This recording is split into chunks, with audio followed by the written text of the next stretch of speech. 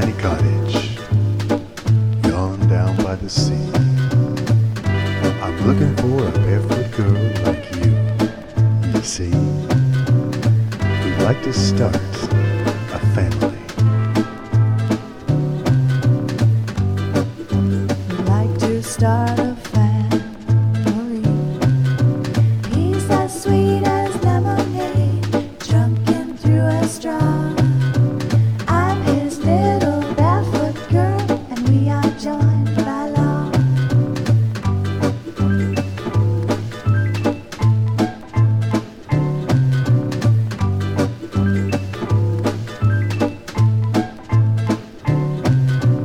If you're ever walking down the Pebble Road and you see the guy who's meant for you, make sure to wear a little yellow skirt and go without your shoes. He's as sweet as lemonade, drunken through a straw. I'm his little barefoot girl, and we are joined by law. That's it.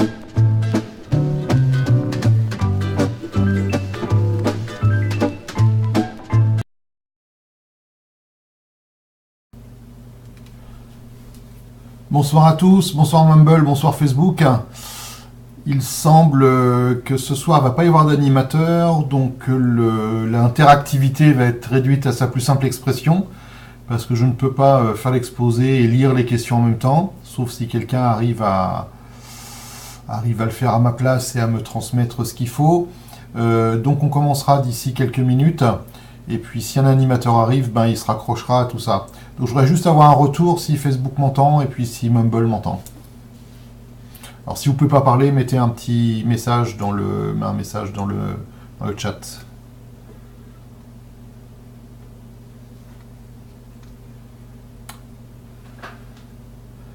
Donc bonsoir le public du Mumble, vous m'avez entendu ?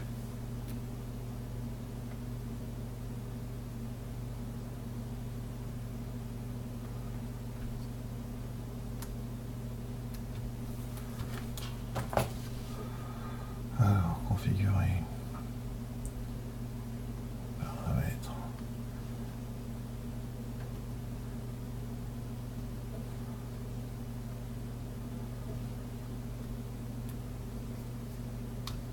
Est-ce que... Oh putain, ça marche pas. Pourquoi ça marche pas?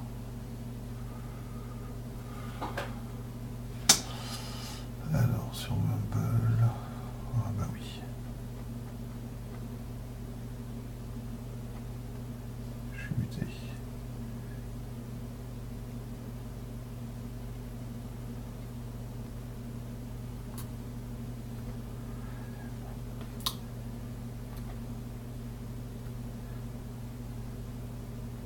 Est-ce que le public sur Mumble m'entend, s'il vous plaît? Est-ce que vous pouvez me faire un retour?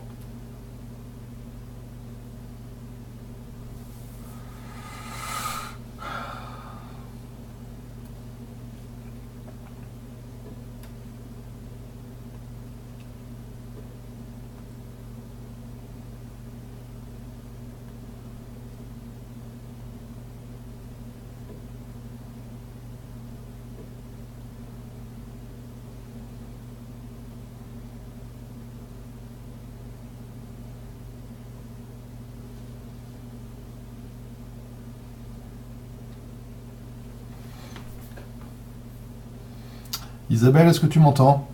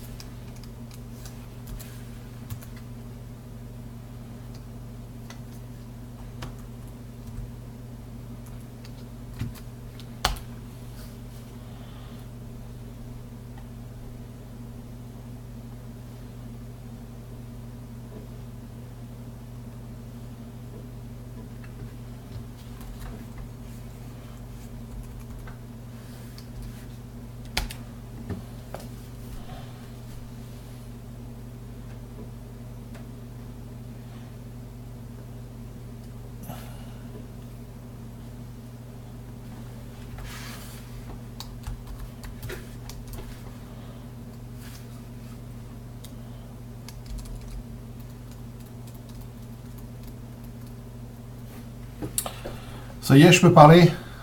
Merci CCTV1. Je ne sais pas qui s'est connecté.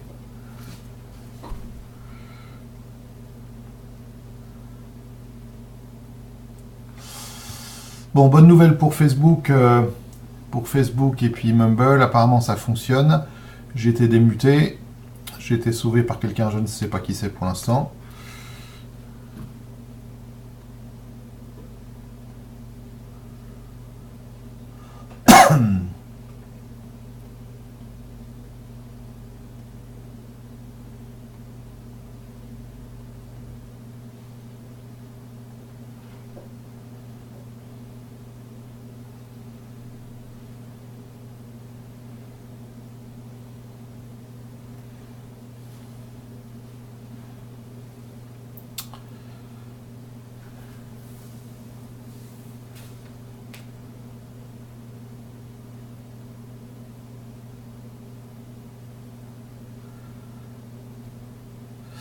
Qui est caché derrière le pseudo CCTV1, s'il vous plaît?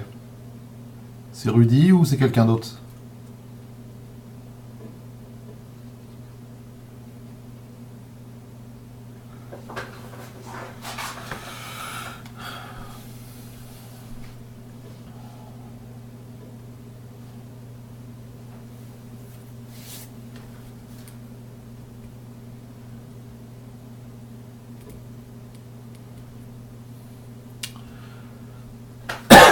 Bon, on va démarrer. Il est l'heure. J'ai pas d'animateur, donc comme je vous disais tout à l'heure, ça va être difficile de faire de l'interactif sans animateur. Donc, écoutez, ça va être une émission où je vais parler, vous allez écouter. C'est dommage. Si je peux récupérer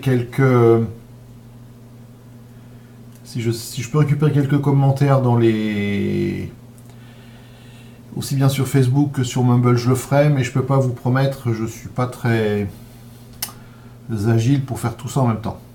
Alors bonsoir et bienvenue à tous en ce mercredi 21 février 2018 pour la 94e édition de cette émission interactive. Je suis Yannick Hervé de l'association Les Clés de l'Europe et j'anime cet exposé débat tous les mercredis soirs.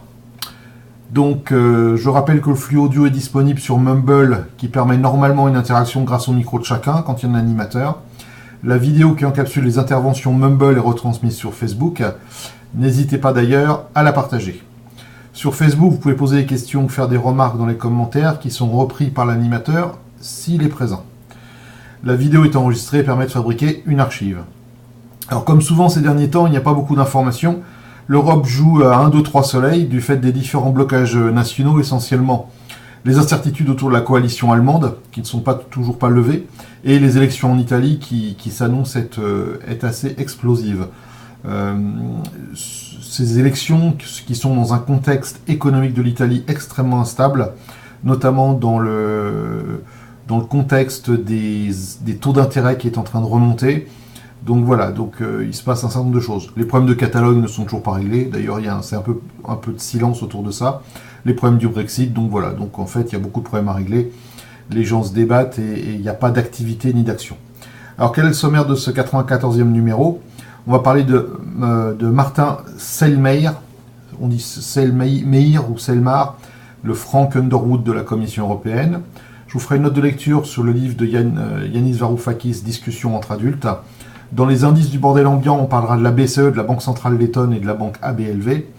On parlera de la vérité sur les chiffres du chômage, la réforme constitutionnelle comme fédéralisme rampant, Viktor Orban le résistant et Barroso le lobbyiste. Je vous ferai un petit rappel sur le journal Ipso Facto Europa et je vous ferai une annonce. Donc Martin Selmayr, le Frank Underwood de la Commission. Alors, pour ceux qui ne le connaissent pas, Frank Underwood est le héros de House of Cards, une série américaine sur Netflix qui décrit les saloperies d'un candidat à la présidence américaine. Donc Martin Selmayr, qui est le chef de cabinet de Jean-Claude Juncker, espère conserver son poste après les futures élections en misant sur le français Michel Barnier. Son poste est une véritable tour de contrôle de l'exécutif européen. À son propos, Wolfgang Schäuble, l'ancien ministre des Finances allemand, demandait « Quelle est la différence entre Martin Selmayr et Dieu ?» Dieu sait qu'il n'est pas Martin Selmayr. Il est traité, il est extrêmement craint dans l'administration de la Commission européenne et il a beaucoup de surnoms pas très glorieux. Alors, on connaîtra le nom du successeur de Jean-Claude Juncker dès novembre prochain. Alors, en fait, le mandat de Juncker court pourtant jusqu'au 30 octobre 2019, mais c'est en novembre 2018 que le Parti populaire européen, qui réunit les partis conservateurs européens, désignera lors du Congrès sa tête de liste pour les élections européennes 2019. Alors, comme il ne fait aucun doute que le PPE l'emportera, vu le rapport de force politique au sein de l'Union, comme c'est le PPE qui l'emportera, ce sera sa tête de liste qui sera choisie pour être président de la Commission européenne. Donc depuis 2014, le Parlement de Strasbourg a imposé que la tête de la liste arrivée en tête devienne automatiquement président de la Commission. C'est le système dit du Spitzenkandidaten. C'est une procédure antidémocratique au possible, car le choix est fait en petit comité, et la tête de liste est forcément élue, puisque c'est une élection à la proportionnelle. Donc si vous mettez quelqu'un en tête de liste, comme on ne peut pas voter contre lui, il est forcément élu. C'est le pire système que l'on puisse imaginer pour écarter le peuple d'une décision. Donc les grandes manœuvres ont commencé pour choisir le futur président de la Commission européenne. Parmi ceux qui s'agitent le plus pour peser sur le choix du PPE, il y a l'Allemand justement Martin Selmayr. Son ambition personnelle, c'est conserver son poste. C'est une soif de pouvoir malsaine, alors qu'il a déjà été de 2009 à 2014 chef de cabinet de Viviane Reding, avant de passer au service de Juncker. Vouloir rester à ce poste 15 ans est une gageure, même le moine soldat Pascal Lamy n'a tenu que 7 ans à ce poste sous Jacques Delors. La manœuvre est byzantine, tout comme il a inventé Viviane Reding et Jean-Claude Juncker, il veut inventer le prochain président de la Commission. Son candidat Michel Barnier, qu'il a déjà propulsé à tête des négociations sur le Brexit et qu'il veille à garder sous son étroit contrôle. Selmayr est en bonne voie de convaincre la chancelière allemande Angela Merkel, qui pilote de facto le PPE, d'en faire son candidat, alors qu'elle s'y était opposée en 2014. Son message, c'est « Je serai son chef de cabinet et donc il sera sous ma surveillance, c'est-à-dire sous celle de Berlin ». À Paris, son discours est différent. Barnier est lui-même proche de l'Union chrétienne-démocrate, sont Macron compatibles, et il insiste sur le fait qu'il est peu aimé à Berlin car trop européen. Ce n'est pas un hasard s'il a accepté que Libération fasse son portrait il y a 2 semaines. Donc Selmayr posait il y a 2 semaines, alors qu'il est extrêmement discret d'habitude. Donc en fait, tout ça, ce sont des manœuvres politiques pour se mettre Macron dans la poche. Donc à Paris, au sein de En Marche, on a parfaitement perçu la manœuvre de Selmayr qui est peu appréciée. Notamment, Macron avait déclaré lors de son discours de la Sorbonne en septembre « Je ne laisserai pas à ces grands partis européens le monopole du débat sur l'Europe et les élections européennes ».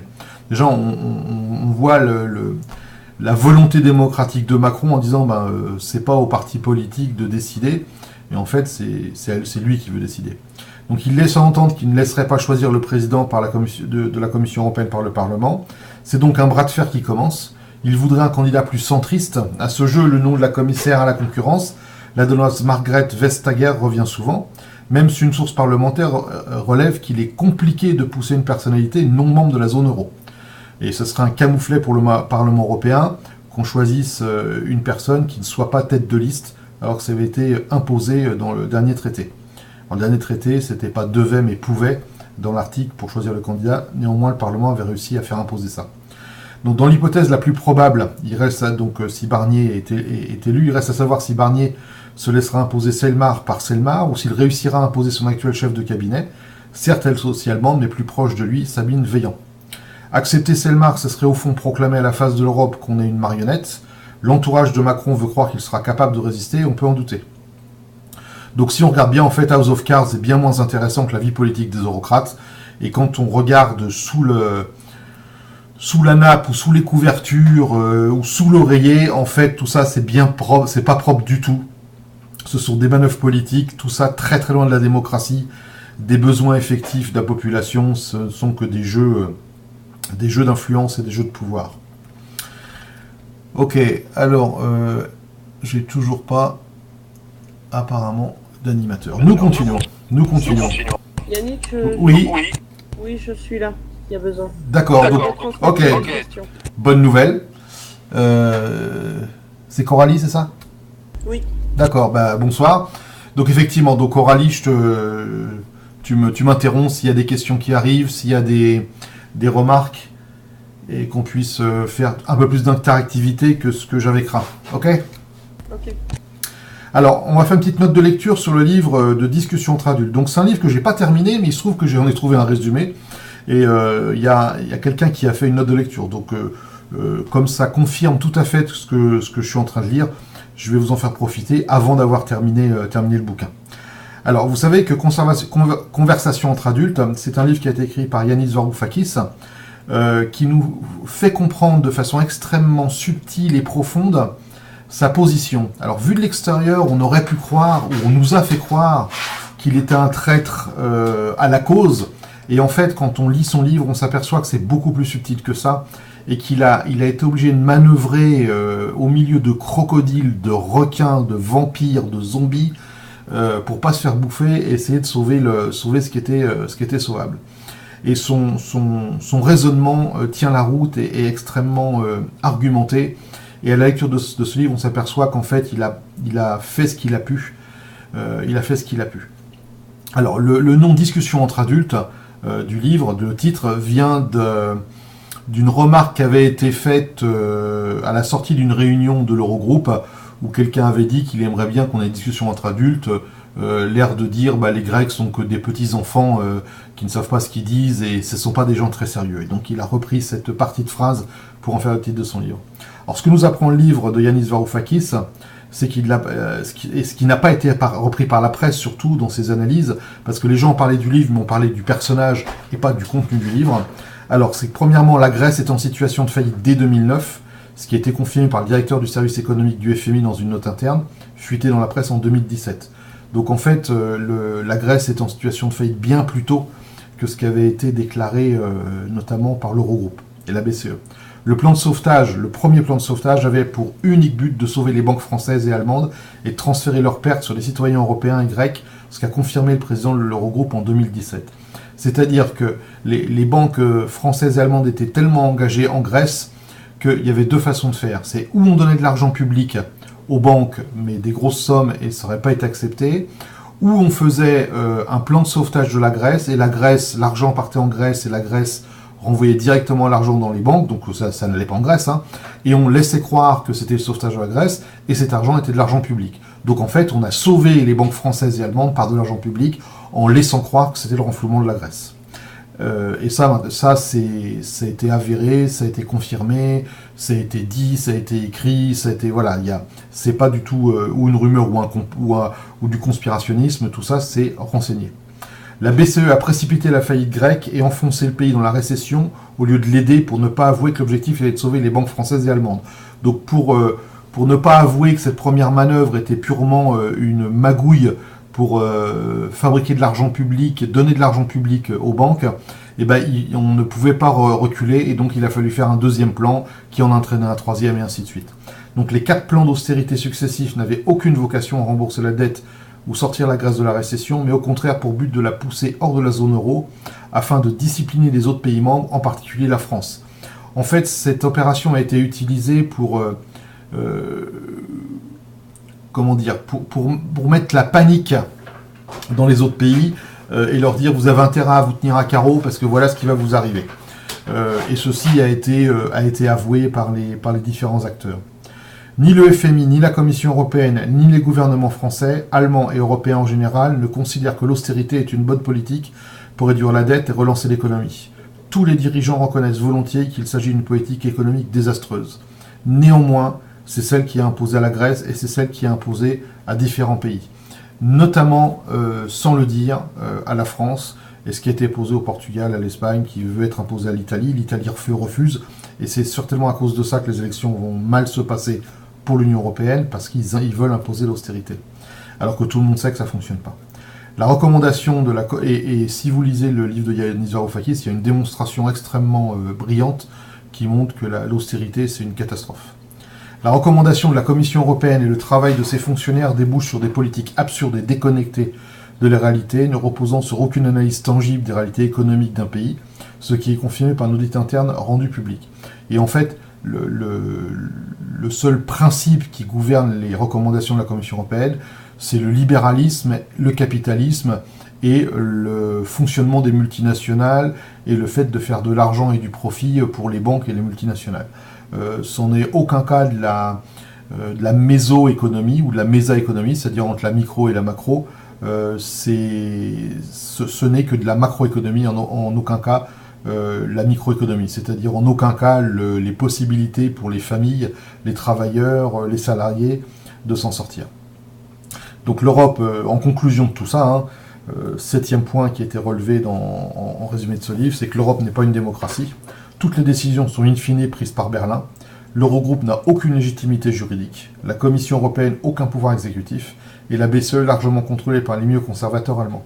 Donc en gros, ça veut dire que de fil en aiguille, les décisions étaient prises par Angela Merkel et Wolfgang Schäuble et s'imposaient au reste du monde. Même le FMI qui a essayé de résister, notamment ces derniers temps, où ils lèvent un peu plus le ton, ils disent qu'il faut restructurer la dette grecque.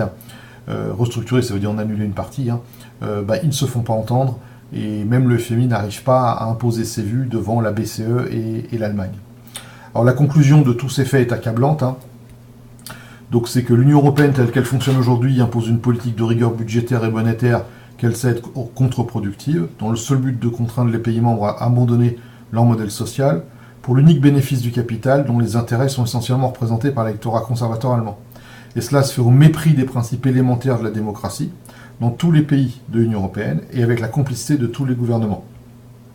C'est-à-dire que personne dans l'Union européenne n'a voté quoi que ce soit pour les plans d'aide, pour les fonds de solidarité, pour le FESF ou les trucs comme ça. Ce ne sont que des décisions de banquiers et que des décisions de gouvernants. Même les parlementaires ont été mis de côté. Alors on comprend que les journaux comme Le Monde et des organes comme Radio France ne souhaitent pas tirer de façon trop limpide les conclusions qui s'imposent. Ça devrait logiquement entraîner la fin de l'Union européenne comme système adémocratique et extrêmement porté sur le malheur des gens. On retombe dans le syndrome de la femme battue. Je plains les femmes battues, mais néanmoins c'est ça, ou le syndrome de Stockholm, c'est-à-dire qu'en fait, on se fait faire du mal et pourtant on veut y rester. Discuter ou essayer d'écouter les gens comme France Inter, de plus en plus souvent, les gens à France Inter, radio que j'écoute le plus souvent, nous disent c'est pas démocratique, ça fonctionne pas, les gens s'engueulent, l'économie marche pas et ainsi de suite, et à la fin c'est mais il nous faut de l'Europe, il faut plus d'Europe, je suis européiste. C'est à mourir de rire. Si c'était pas si grave, ce sera mourir de rire, en fait c'est très très grave, et je pense qu'on est devant des gens qui n'ont plus toutes leurs facultés et tous leurs moyens de réflexion. Donc ça veut dire que c'est devenu une religion. Voilà, c'est exactement le terme qu'il faut utiliser. Alors, pas de questions pour Ali. Il n'y a pas de questions, mais il y a quand même des réactions. L'UE serait l'union des escrocs ou l'union des malfaiteurs. Et oui, c'est vrai que là, on est face à une incohérence totale et c'est grave. Voilà. Mais sinon, il n'y a pas de questions. Tu peux continuer. Alors, juste pour dire, si on était européiste, vraiment européiste, on fait un groupe de pays, les pays sont solidaires, on donne un coup de main à la Grèce, on lui prête de l'argent ou même on lui donne de l'argent, la Grèce s'en sort, à charge de revanche dans les prochains temps quand ça ira mieux, et le problème aurait pu être réglé en 3 coups de cuillère à peau. Donc en fait, il faut bien comprendre que derrière le modèle de solidarité qui est complètement faux, c'est un modèle de contrainte, c'est un modèle de soumission, c'est un modèle de soumission des pays par rapport à l'Allemagne, essentiellement l'Allemagne, avec ces petits satellites autour, la Hollande, le Luxembourg, qui sont autour. Mais voilà, c'est-à-dire que si les gens qui veulent l'Europe étaient vraiment sincères dans leur démarche, eh ben l'Europe, il y aurait une union de transfert, et puis voilà, le problème grec aurait été réglé en 2 mois. Même pas en 2 mois, en un virement de la BCE à la Grèce, c'était réglé. Mais voilà, il faut faire du mal, il faut que les gens pleurent, il faut que les gens souffrent, il faut que les gens payent leurs péchés. Donc en fait, tout ça, c'est très chrétien, c'est très protestant. Hein. C'est le fait qu'on ne peut pas jouir, sans souffrir, donc il faut d'abord souffrir. Et voilà, les Allemands ayant une vision très très protestante des choses, très sérieuse des choses, très martyr des choses, et bien il faut que les autres fassent pareil.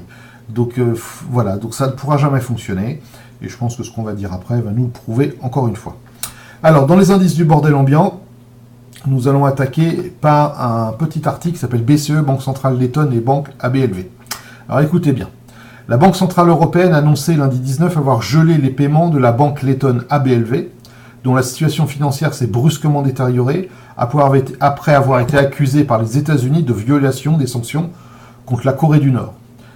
Bon, ça c'est pas dramatique, c'est une banque, voilà. c'est dommage que ce soit les États-Unis qui se plaignent. Hein. Cette mesure intervient au lendemain de l'annonce du placement en garde à vue du gouverneur de la Banque centrale de Lettonie. J'ai dit bien, placement en garde à vue du gouverneur de la Banque centrale de Lettonie. C'est un des gouverneurs qui siège à la BCE. Hein. Donc Ilmar Rimšević par les services de l'agence anticorruption lettonne. Donc le département du Trésor américain a demandé mardi dernier des sanctions contre ABLV, la troisième banque lettonne, en l'accusant de laisser des clients traités avec la Corée du Nord au mépris des sanctions décrétées par les Nations Unies. Parmi les activités financières illicites de la banque figurent des transactions pour des parties liées à des entités désignées par les États-Unis et l'ONU, dont certaines sont impliquées dans l'achat ou l'exportation de missiles balistiques, a déclaré le FinCEN, le réseau de surveillance contre les délits financiers, rattaché au département du Trésor américain. Le FinCEN,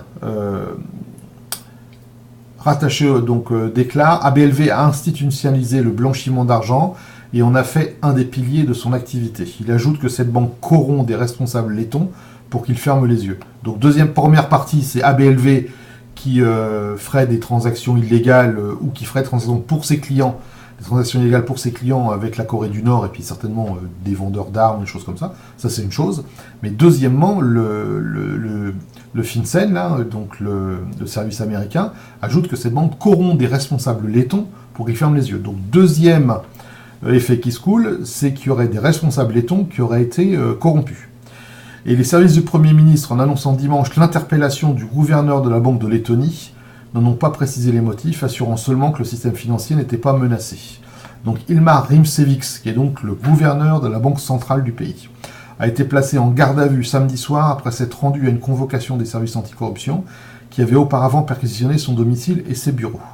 Après un interrogatoire qui a duré 7 heures, mené dans les bureaux du CNAB, donc le service anticorruption, à Riga, Ilmar Rimšević était conduit durant la nuit dans un autre endroit en présence de son avocat, maître Solvedis Varpins, et des fonctionnaires, bien sûr, du bureau. Donc en fait, il a été mis au frais. Il est accusé d'avoir sollicité et perçu un pot de vin de 100 000 euros. Alors évidemment, il s'en défend, il dit qu'il n'a rien sollicité, qu'il n'a rien touché, ça, présomption d'innocence. Mais enfin, en tout cas, on ne met pas le président, on ne met pas le directeur de la Banque centrale d'un pays au frais sans raison. La ministre des Finances, Dana Reznice-Ozola, a demandé sa démission pour protéger la réputation de la Lettonie, ex-république soviétique, qui a obtenu son indépendance en 1991 et a rejoint la zone euro en janvier 2014. Je ne sais pas si vous imaginez, alors c'est la Lettonie, c'est loin, on ne s'en rend pas compte. Si quelque chose arrivait comme ça dans un grand pays comme la France, l'Allemagne, l'Angleterre, l'Italie, ainsi de suite, mais ça serait un scandale inimaginable. Un des premiers personnages de l'État, alors évidemment, la Banque centrale, normalement, c'est pas lié à l'État, mais néanmoins, c'est une des personnes les plus importantes du pays, qu'on met en garde à vue, qu'on interroge pendant 7 heures, qu'on met au frais, qu'on met au secret, dans le cadre d'une magouille potentielle, hein, évidemment potentielle à en éprouver, mais c'est gigantesque. Est-ce que vous avez entendu ça aux informations? Est-ce que ça fait les gros titres des journaux? Non, en ce moment, on a plutôt les tibias des skieurs et puis les médailles de Fourcade, certes, mais vous n'avez pas entendu parler de ça. Et c'est pourtant énorme, je veux dire, c'est un des gouverneurs de la BCE. La BCE a 19 gouverneurs, oui c'est ça, 19 gouverneurs, ça c'est un des gouverneurs. Bon, on n'en a pas entendu parler. Comme quoi. Pas de remarques? Non, c'est pas vraiment. Alors, on va parler de la vérité sur les chiffres du chômage. Alors, ce sont des chiffres français, mais néanmoins, il faut les remettre dans le contexte européen.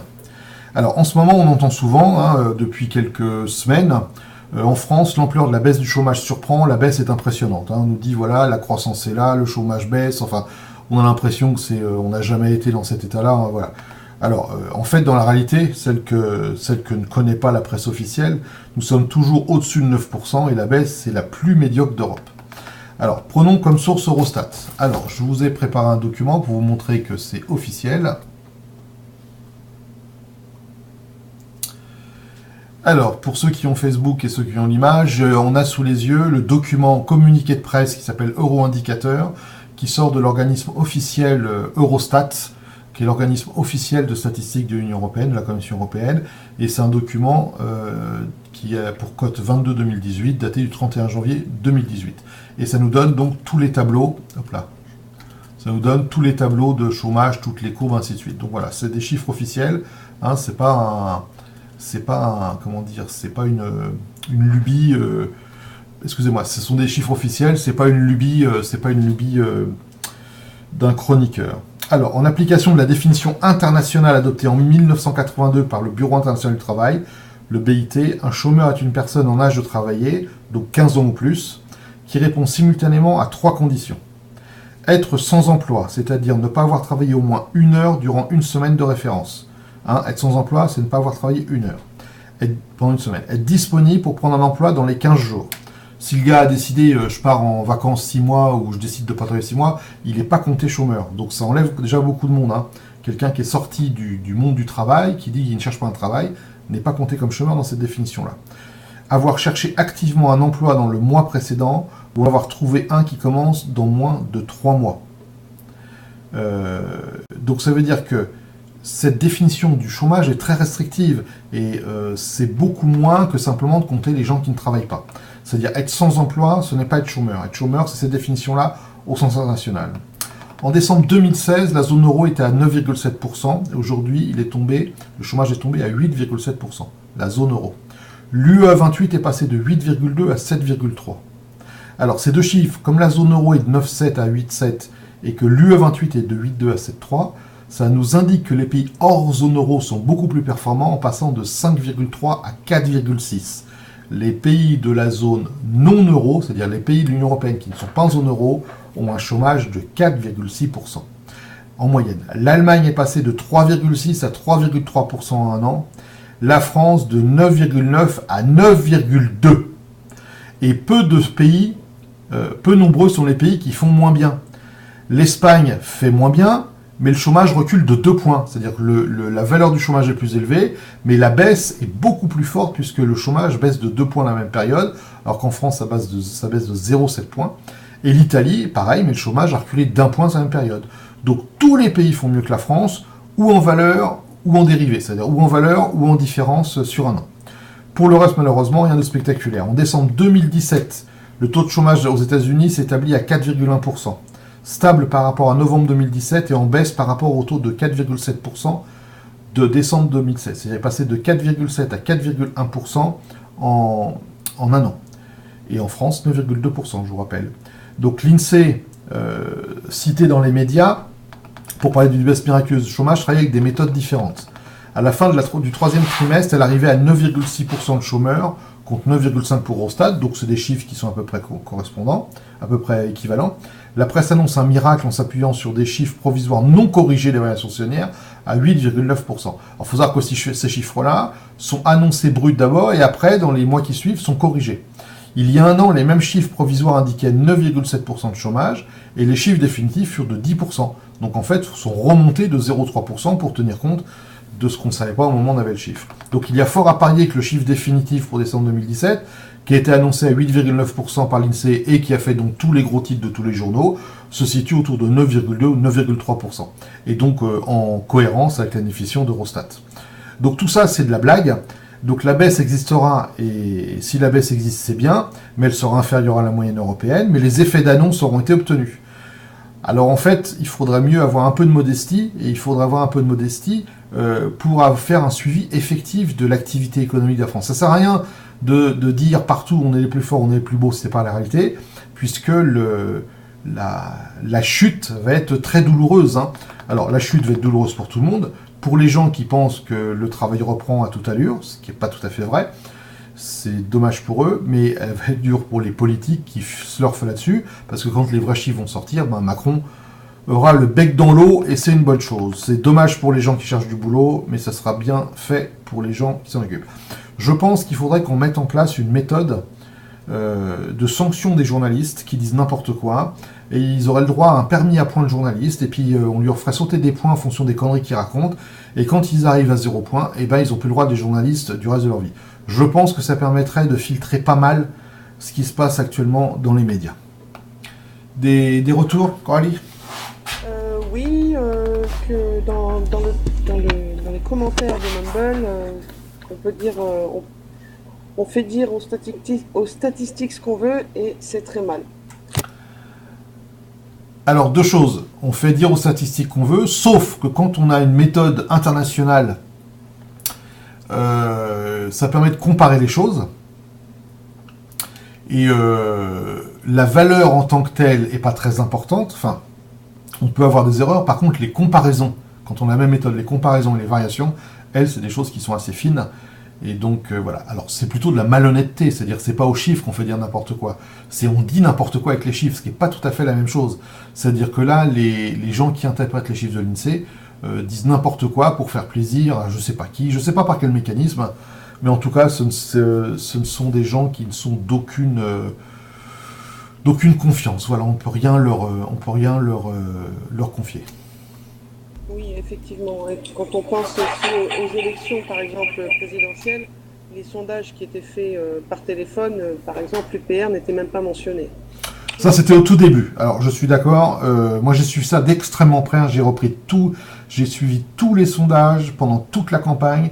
Et ces premiers sondages où l'UPR n'était pas proposé, et il n'y avait pas que l'UPR, c'était pas que l'UPR, c'était au tout début de la campagne. Dès que les sondages sont devenus un peu plus sérieux, l'UPR était proposé, comme tous les autres. Donc, mais bien sûr, alors j'ai déjà fait des interventions là-dessus sur les sondages électoraux. Je pense que c'est extrêmement complexe de magouiller un sondage électoral parce qu'on ne pilote pas la population. Personne ne pilote ce que les gens mettent dans l'urne. Par contre, les sondages hors élection, c'est des sondages, ceux-là, effectivement, on ne leur fait pas confiance. Mais ce que je vous disais là, pour le travail, c'est pas un sondage. Le travail, ce sont des statistiques sérieuses. Ce n'est pas un sondage. Alors, effectivement, le BIT travaille, pour définir le chômage, appelle 60 000 personnes. C'est-à-dire c'est fait effectivement sur un sondage, mais un sondage aux 60 000 personnes. Or, on sait que quand un sondage passe un certain nombre de personnes, c'est extrêmement fin comme analyse. Au-dessus de 2000 personnes, on a des chiffres extrêmement fins, et 60 000 personnes, quand la question c'est avez-vous travaillé ou pas travaillé, les résultats sont très fins. Statistiquement et puis mathématiquement, on peut le montrer et on peut le démontrer, donc il n'y a pas de souci. On a encore une remarque de Chris. Les chiffres réels du chômage sont de 18% à 25% selon les calculs des économistes honnêtes. Alors non, il ne faut pas confondre le chômage et les gens qui ne travaillent pas. C'est deux. Moi, je vous ai parlé de la définition du Bureau international du travail, c'est-à-dire que c'est une définition bien précise. Je vous ai donné les 3 critères et les chiffres sont sur ces critères-là. Maintenant, ce n'est pas le chiffre des gens qui n'ont pas de travail. Par exemple, quelqu'un qui n'a pas de travail, qui ne cherche pas de travail, n'est pas un chômeur au sens du BIT.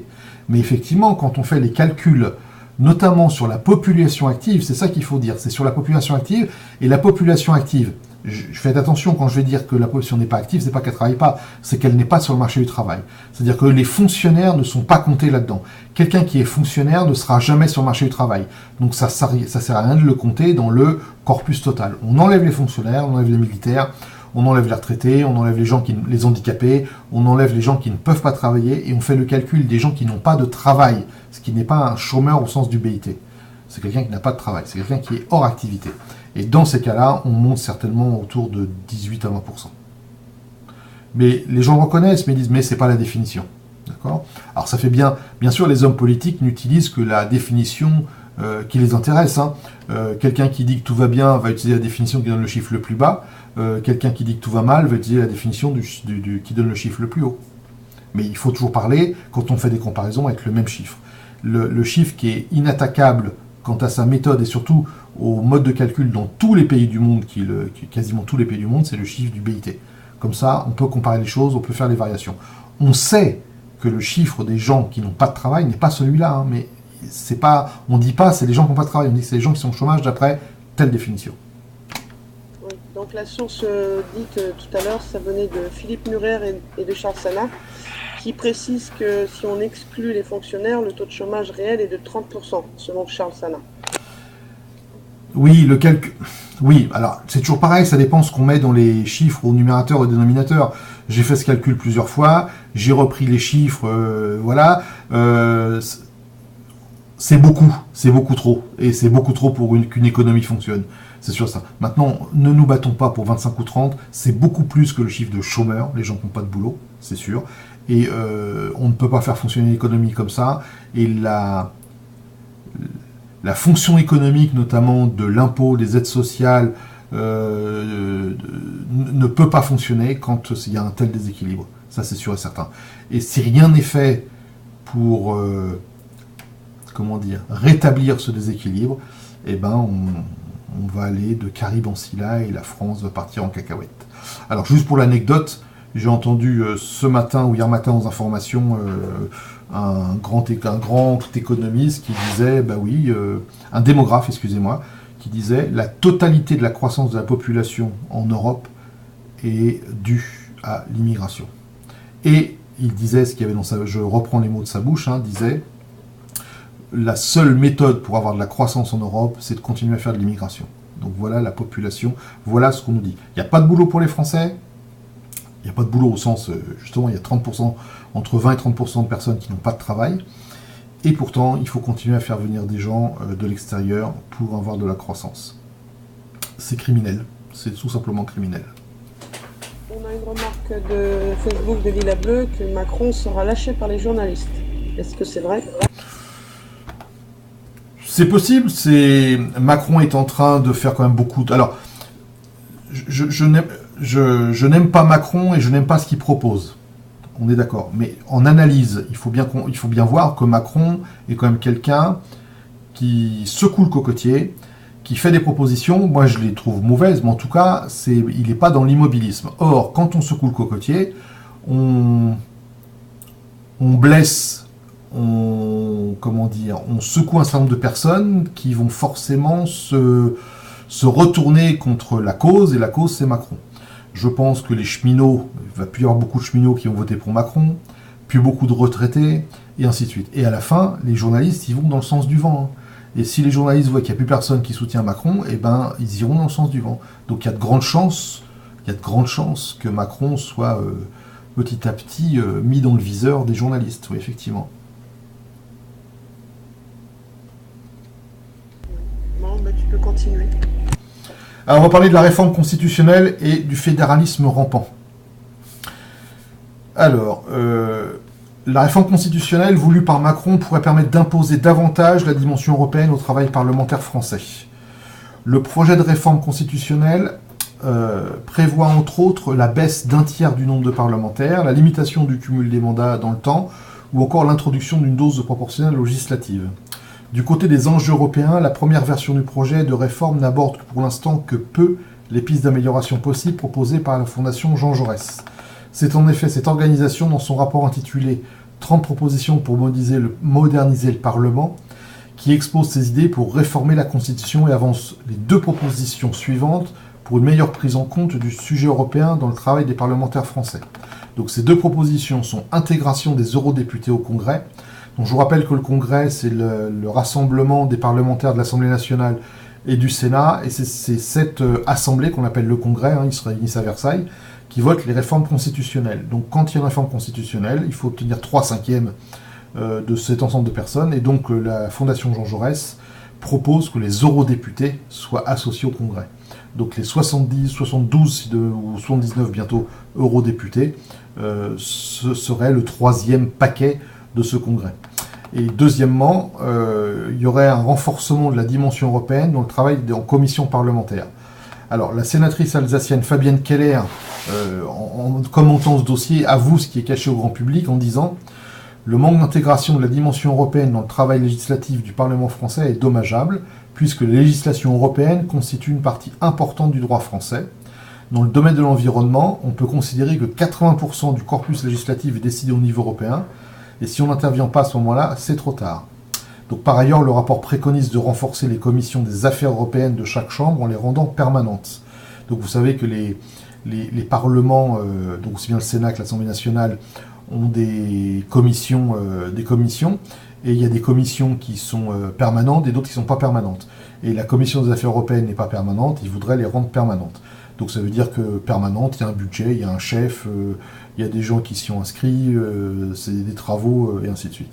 Donc le rapport précise, pour asseoir davantage la légitimité des commissions parlementaires aux affaires européennes, peut-être devrions-nous penser à leur consacrer des parlementaires exclusifs tout en les institutionnalisant comme des commissions permanentes. Nous européaniserions davantage nos débats en France de cette manière. Dominique Rimbourg, ancien président de la commission des lois, défend l'idée d'avoir plusieurs rapporteurs par projet de loi. Actuellement, il n'y en a qu'un seul. L'un d'entre eux serait spécifiquement en charge de faire l'aller-retour avec l'Europe et de faciliter la compréhension de la mécanique et du langage particulier européen par les parlementaires français. Alors, en creux, ça nous dit quoi? C'est-à-dire qu'en ce moment, les parlementaires français travaillent sans tenir compte de l'Europe et qu'ils ne comprennent pas comment fonctionne l'Europe. Ça revient dire à ça. Si on prend la contraposée de cette phrase-là, ça veut dire que s'il faut mettre ça en place, ça veut dire que comme c'est pas en place, donc ça ne fonctionne pas. Donc ça veut dire qu'on ne tient pas compte de l'Europe, de ses mécanismes, et encore moins du langage particulier. C'est-à-dire que ce sont deux institutions complètement séparées. Alors pour l'heure, le projet de réforme constitutionnelle est encore à l'étude. Le texte devrait être présenté au printemps par le gouvernement pour arriver avant l'été au vote au Parlement, où il devra rassembler une majorité des 3/5. Macron a intérêt de se manier parce que apparemment sa majorité est en train de s'étioler et il risque d'avoir une punition, et c'est pas certain qu'ils tiennent les 3/5 du Congrès, hein, donc par l'Assemblée nationale plus Sénat, pour ces projets, s'ils continuent à perdre de l'influence comme ça. Je ne sais pas si vous avez entendu parler aujourd'hui du projet de loi qui a été notamment sur la gestion de l'immigration.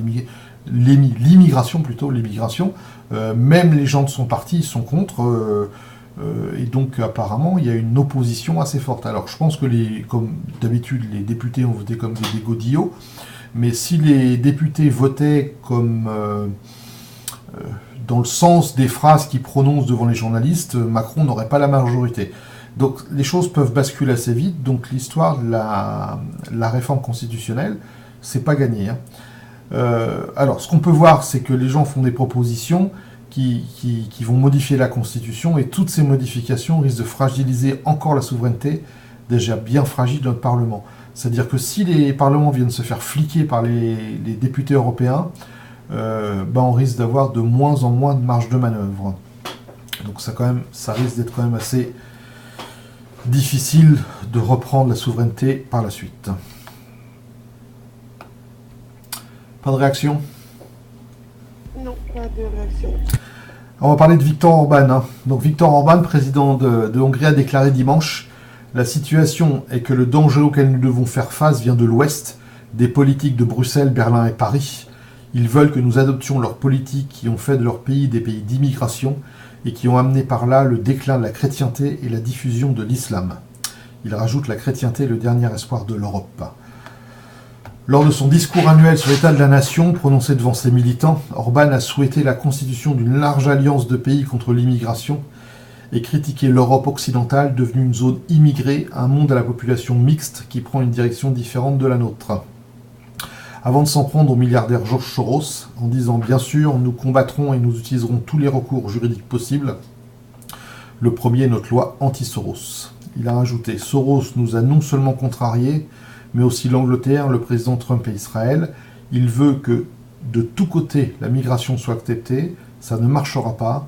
Nous ne sommes pas seuls et nous nous battrons ensemble pour stopper le plan Soros présenté à Bruxelles et à l'ONU. Et nous réussirons si nous avons assez d'alliés. Je suis sûr que nous le ferons.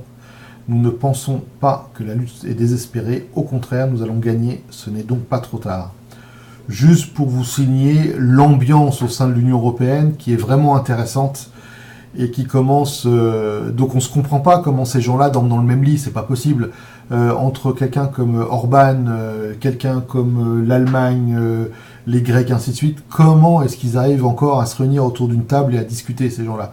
C'est extrêmement artificiel, tout ça, ça tient à cause du pognon.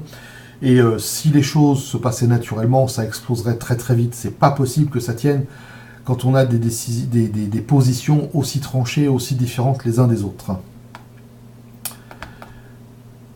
Alors, on va terminer cette partie-là par Barroso, le lobbyiste. L'ancien président de la Commission européenne s'était engagé à ne pas exercer d'activité de lobbying auprès des commissaires au profit de son nouvel employeur Goldman Sachs. Alors en fait, à l'époque, ça s'appelait pas la Commission européenne. J'ai mis Commission européenne pour qu'on se rappelle, qu'on fasse bien l'amalgame, mais en fait, le nom était différent, mais peu importe. Hein. Donc prétendument interdit de séjour au Berlaymont. Berlaymont, c'est le siège de la Commission européenne, hein, c'est le nom du bâtiment. José Manuel Barroso n'aura pas tardé à y faire son retour. Alors c'est dans un hôtel, le Silken Berlaymont, à 50 mètres de son ancien bureau, que l'ancien président du Collège européen, ça s'appelait le Collège européen, a rencontré le Finlandais Jyrki Katainen. Celui-ci est vice-président en titre de la Commission, chargé de la compétitivité, de la croissance et de l'emploi. Il avait été membre de la Commission Barroso II durant les derniers mois de celle-ci. Alors de quoi les deux hommes ont-ils parlé le 25 octobre 2017 25 octobre 2017, on l'apprend que maintenant, hein, de commerce et de défense, d'après Jyrki Katainen. Difficile à vérifier, l'entretien a eu lieu en tête-à-tête, n'a pas été enregistré, et M. Katainen n'aurait pris aucune note durant celui-ci. Donc on a un haut responsable qui rencontre un autre haut responsable, et il n'y a aucune note prise dans une réunion, moi j'y crois pas. Hein. En tout cas, le fait qu'ils disent qu'il n'y a aucune note, ça empêche toute demande d'accès à son contenu réel. Donc interrogé le mardi fin février, le porte-parole de la Commission explique que M. Katainen avait respecté toutes les règles en vigueur en co-signant dès le lendemain son entrevue dans un registre officiel. Mais le rendez-vous est certes mentionné, ainsi que le nom de la banque américaine, mais pas celui de M. Barroso. Donc M. Katainen, qui normalement a rien à se reprocher, au mois d'octobre, aurait dû écrire dans le grand livre des réunions extérieures, j'ai eu une réunion avec M. Barroso pour la banque Goldman Sachs. Et il l'a pas fait. Donc s'il avait les couilles, le cul propre, ce monsieur, eh ben, il aurait mis ce nom-là. Alors qu'en fait, voilà, mais pas sur M. Barroso. Donc en fait, M. Barroso s'était engagé à ne pas exercer d'activité de lobbying auprès des commissaires au profit de son nouvel employeur. Qu'est-ce qu'il fait? Il s'y est engagé au printemps dernier. Qu'est-ce qu'il fait au mois d'octobre? Eh ben, il vient voir un commissaire européen.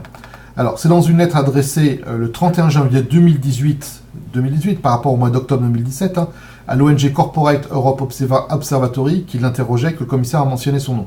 Donc, il a gardé le nom de son interlocuteur secret du mois d'octobre au mois de janvier, et il dit qu'il n'y avait pas de... On ne s'est rien dit, on a juste bu un café, on s'est mis des caresses, on s'est tapé dans le dos, et puis c'est tout.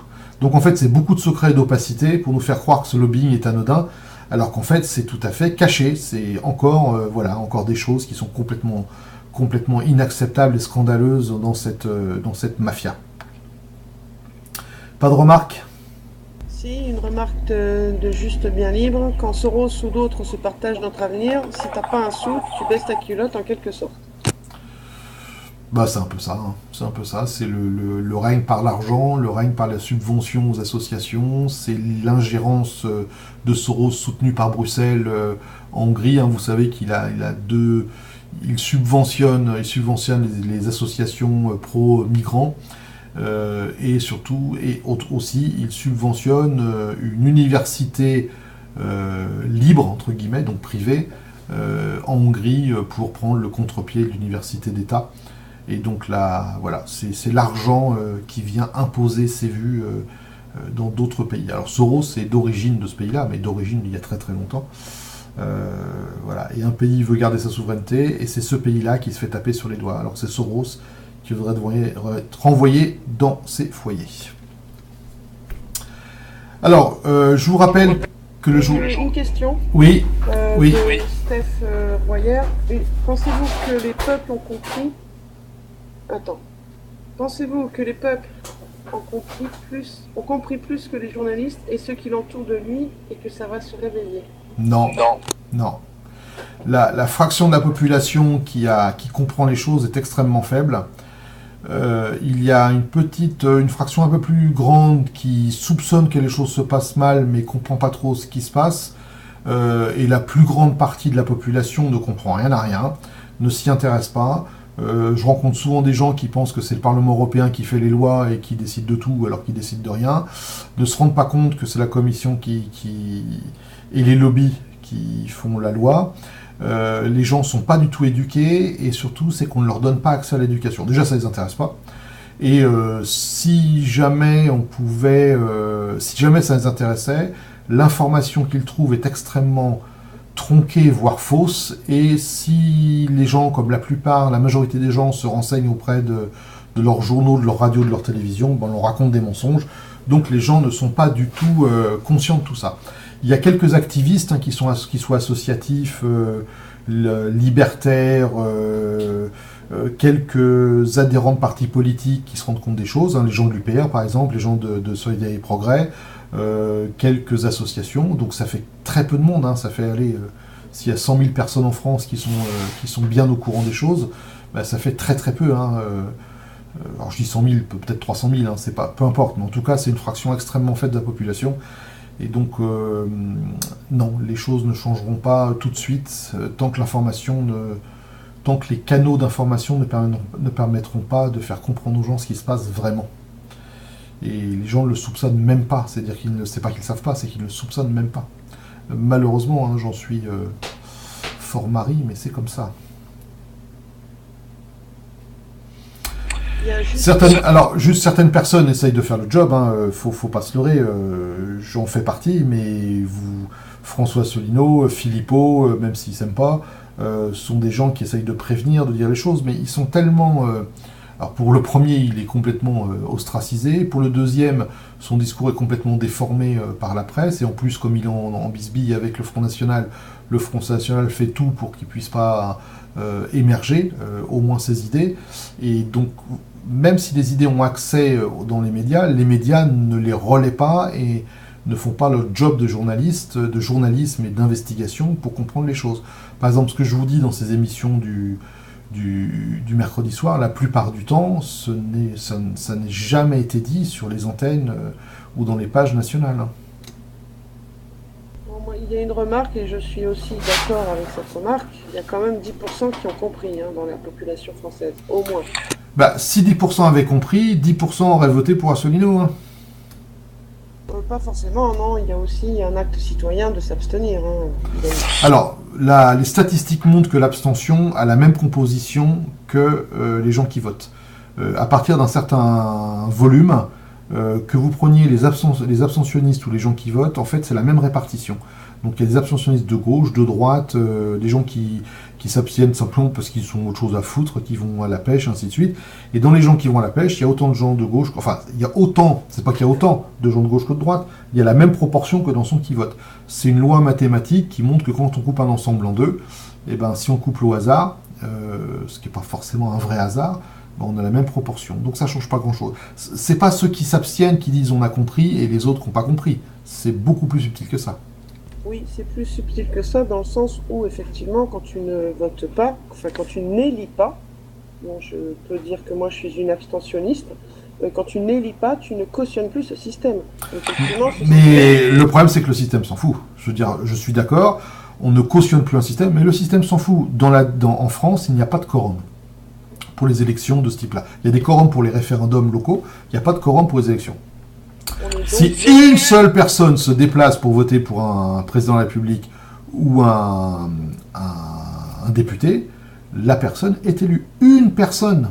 Il y a écrit nulle part dans aucun texte qu'un scrutin serait annulé parce qu'il n'y a pas assez de monde qui se déplace.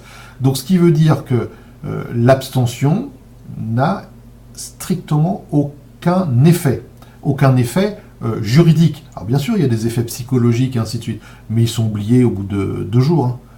Qui peut me citer le nombre d'abstentions qu'il y a eu aux 4 élections précédentes? Personne, hein, les gens s'en foutent. L'abstentionniste peut s'abstenir parce qu'il est sûr que son candidat va gagner. L'abstentionniste peut s'abstenir parce qu'il dit « je ne veux pas cautionner ça ». L'abstentionniste dit « j'ai pas de candidat qui m'en présente ». Donc il y a toutes les raisons d'abstention. Donc on ne peut pas mettre les abstentionnistes dans un camp. C'est ça que je veux dire. Ils sont dans le camp où ils gardent leur voix parce qu'ils ne l'ont donné à personne. Oui, mais c'est pas pour ça qu'ils ont mieux compris l'Europe. Hein. Je suis persuadé que dans les abstentionnistes, il y en a la plupart qui sont très européistes.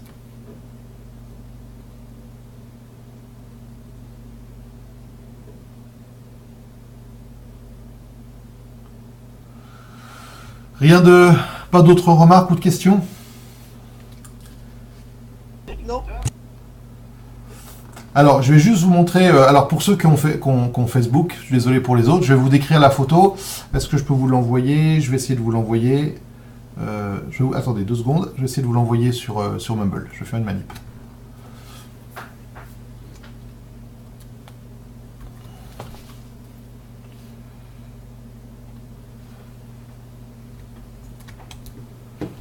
Alors, j'ai envoyé dans le chat, j'ai envoyé une adresse, vous pouvez ouvrir l'image. Alors, je voulais vous montrer cette image-là, parce que moi, je pense qu'elle est pleine de symboles. Donc, c'est un char dans un carnaval allemand, qui montre Macron déguisé en Napoléon, qui montre la voie. Il est dans une 2 chevaux toute déglinguée. Cette 2 chevaux a sur une des portes qui est en train de tomber le drapeau européen. Et cette 2 chevaux est sur les jantes. Et notamment la roue arrière est sur des parpaings et donc n'a plus de pneus. Et tout ça, c'est sur un drapeau bleu-blanc-rouge. Donc c'est quand même plein de symboles. Ça nous montre que, déjà les Allemands ont de l'humour. C'est pas toujours évident avec eux. Les fréquentants de temps en temps, c'est pas toujours évident. Mais ça montre quand même que, alors, pour les Allemands, la 2 chevaux, c'est le summum de la mauvaise technologie qui fonctionne pas. En plus, elle est toute déglinguée. Alors, est-ce que ça veut dire qu'il se rêve en chef empereur de l'Europe, mais qu'en fait, il n'en a pas les moyens, et puis de toute façon, il est à l'arrêt, puisque sa voiture ne peut pas avancer. Je trouve cette image quand même assez forte et pleine de symboles. Est-ce qu'on serait capable de faire ça en France? C'est pas certain. Je sais qu'il y a le carnaval de Nice qui fait des caricatures, si je ne me trompe pas, un carnaval de Nice qui fait des caricatures politiques. Il serait intéressant de voir comment sera traité Macron cette année. Ça n'a pas eu lieu, je pense, encore. Hein. Donc on verra. Tout le monde a eu l'image là sur Mumble? Oui, j'ai une remarque de Juste Bien Libre. Une 2 chevaux, c'est pas la Ford, t'es épargné. Ford durant la guerre, un foutage de gueule, très fort. Est-ce que tu peux répéter? J'ai pas bien compris. La 2 chevaux, c'est pas la Ford, t'es épargné Ford. Durant la guerre, un foutage de gueule, très fort. Ouais. Bon, juste alors, je vais terminer par 2 choses. Premièrement, je vous rappelle que le journal papier, qui est sous forme électronique bien sûr, Ipso Facto Europa, est disponible sur le site web des Clés de l'Europe. Ce document est téléchargeable gratuitement, c'est le numéro de février. Fin de la semaine qui vient, je ferai le journal du mois de mars. Et ce journal, les 8 numéros qui sont disponibles, sont imprimables, distribuables. Si vous voulez participer à la diffusion de l'information, il faut imprimer et puis distribuer ça un peu partout autour de vous. Les boîtes aux lettres, votre famille, vos collègues, vos associations, ainsi de suite. Moi, je pense que c'est comme ça qu'il faut avancer. Hein. Je peux me tromper, mais si les gens ont l'information, ils seront plus aptes à comprendre les choses. Alors, j'ai fait une annonce. Donc, suite à la discussion de la semaine dernière à propos du compteur Linky et de ses méfaits supposés, j'ai proposé de faire une étude sérieuse sur des bases scientifiques de ce dispositif pour que nous évitions de nous écharper sur des rumeurs ou des fausses informations. Donc, je vous annonce que j'ai quasiment terminé le travail promis. Il ne me reste plus qu'à faire quelques mesures personnelles, donc j'ai fait moi-même. Et la soirée spéciale Linky sera donc le samedi 3 mars à 21h. Alors, ça sera sur le Mumble Canal Citoyen et sur Facebook. Et on fera un petit dispositif spécial parce que j'ai besoin de diffuser des transparents, des photos. Donc, on verra. Je produirai un document qui sera partagé et qui servira de référence. Et ce document sera disponible, donc la vidéo sera disponible, et le document sera diffusable à qui le veut, enfin sera évidemment, bien sûr, libre d'accès. Alors, on essaiera quelque chose. La soirée commencera par un exposé de ma part, prolongé par un échange contradictoire. Donc d'ailleurs, nous cherchons un contradicteur qualifié, c'est-à-dire ayant une compréhension minimale des phénomènes physiques mis en jeu. Si vous connaissez quelqu'un qui est contre le Linky, mais qui connaît la physique et l'électricité, moi, je veux bien discuter avec lui, ça me ferait très plaisir, mais je veux quelqu'un qui tienne la route. Hein. Je veux pas un branquignol qui ne comprenne rien à l'électricité et qui vient là avec ses croyances. Et après les réponses aux questions de l'auditoire, nous aurons comme d'habitude une discussion libre. Alors, comme je vais devoir diffuser des transparents, j'enverrai un PDF aux gens de Mumble qui pourront suivre page à page en même temps que je discute. En même temps, je diffuserai transparent sur Facebook, mais vous savez qu'entre le Mumble et le Facebook, il y a un retard. Donc une fois que ce sera fini, on fera une pause pour que tout le monde se resynchronise, et après on commencera la partie interactive. Bon, on en reparlera, de toute façon, on se reverra la semaine prochaine, et puis en début d'émission, on expliquera tout ça. Ok, ceci termine l'exposé, merci de votre attention. Pour ceux qui sont arrivés en cours de route, toutes les références et tous les articles utilisés pour cet exposé sont sur la page Facebook Les Clés de l'Europe. Je vous encourage à vous y abonner, à la faire connaître autour de vous. Donc cette deuxième partie de la phrase est importante. inviter des gens à cette page. Il faut qu'on fasse grossir son influence d'ailleurs. Son influence et son influence. Je vous encourage aussi à faire connaître la chaîne YouTube du Canal Citoyen. N'oubliez pas de visiter le site web de l'association Les Clés de l'Europe, où vous pouvez trouver le journal Ipso Facto Europa. Et puis je vous invite maintenant à un débat ouvert sur tous ces sujets, ou ceux que vous voulez développer autour de l'Union Européenne.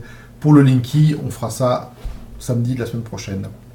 Ok, je rends la parole à l'animateur, à toi. Oui, donc par rapport au Linky, je voudrais savoir ce que tu vas faire, par exemple, des témoignages qui sont quand même importants. Alors, j'ai essayé de trouver le plus possible de témoignages, et je vais remettre ces témoignages dans leur contexte. Donc, je ne remets pas en cause les témoignages, mais je regarde en... Comment dire ? Comment ces témoignages sont explicables d'un point de vue scientifique. C'est-à-dire que moi, je ne conteste pas le fait qu'il y ait eu des incendies. Hein. Maintenant, il faut savoir pourquoi il y a eu des incendies. Par exemple, je ne conteste pas et je vous expliquerai pourquoi est-ce qu'il y a des gens que leur compteur qui disjoncte plus qu'avant. Je vous expliquerai pourquoi, ça s'explique tout à fait et on sait pourquoi, il n'y a aucun problème. Voilà, donc je ne vais pas contester ou dire que les témoignages sont faux, je vais vous expliquer pourquoi les témoignages sont vrais et dans quel contexte ces témoignages apparaissent. Avec une explication scientifique derrière. Et technique. Bon, on en parlera samedi d'après, dans 8, mais oui, nous on fera aussi une recherche des témoignages et des actions en justice qui ont été gagnées contre le Linky. Oui, en sachant que je sépare les choses, vous verrez que je sépare les choses en deux. Il y a des choses qui relèvent du droit, dans lesquelles je n'interviens pas parce que je peux commenter, mais c'est pas ma spécialité. Et il y a des choses qui relèvent de la science et de la technique, ça c'est mon métier, sur lesquelles je peux argumenter, mesurer, expliquer, commenter. Moi je m'oriente sur le côté science. Le côté droit, il y a des problèmes du côté droit, mais c'est pas ma spécialité. Or, la plupart des gens qui parlent du Linky en parlent pas du côté droit, au sens juridique. Ils en parlent du côté technologique. Et je vous montrerai qu'il y a beaucoup de bêtises dites au niveau technologique. Mais je ne vous ferai pas une énième oukase. Je vous expliquerai scientifiquement. J'ai essayé de mettre de la pédagogie pour que tout le monde puisse comprendre, indépendamment du niveau d'études, pourquoi est-ce que des choses sont possibles, des choses ne sont pas possibles, et qu'est-ce qui se passe effectivement. Donc voilà l'objectif de l'exposé. Maintenant, le côté juridique des choses, le côté contrat, le côté propriété privée, je ne l'aborderai pas. Premièrement, c'est du droit. J'y connais pas grand-chose. Et puis, ça se règle par d'autres problèmes. Ça, il suffit d'aller prendre un avocat. Enfin, il suffit. Non, c'est pas qu'il suffit, mais enfin, ça se règle pas de la même façon. Si on part sur des bonnes bases et qu'on dit des choses correctes, le droit n'en sera que plus renforcé. Mais si on part de bêtises techniques, le droit va tomber de lui-même. Bien. Eh bien, écoutez, sur ce, je vous souhaite une bonne soirée. Je vous donne rendez-vous mercredi prochain pour une autre émission sur les clés de l'Europe, avec les clés de l'Europe sur l'Union dans tous ses états. Et on parlera donc du Linky le samedi 3 mars. À bientôt. Bonsoir à tous. À bientôt. Portez-vous bien. Si vous désirez continuer le débat, vous pouvez monter dans le salon.